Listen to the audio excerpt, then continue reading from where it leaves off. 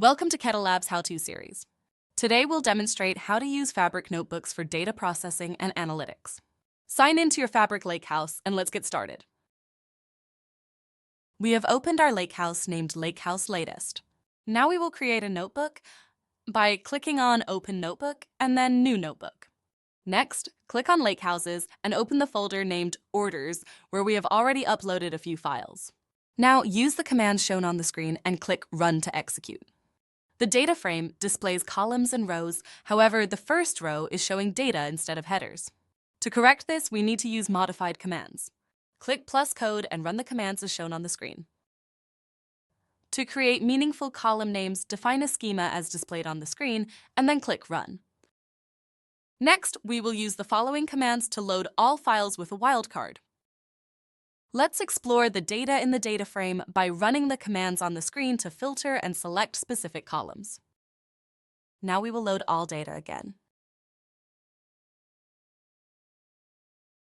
And we will filter it with specified conditions, as we demonstrate on screen.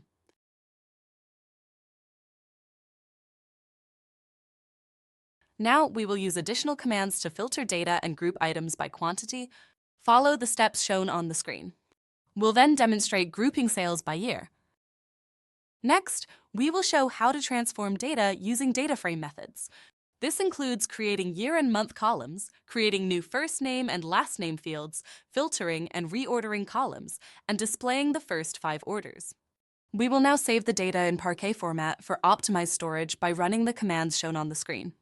Afterward, we will load the data back for verification and partition it by year and month. Finally, we will partition the data by specifying a particular year. Now, let's create a delta table by running the commands shown on the screen. Select SQL from the language selector to directly execute the following school commands.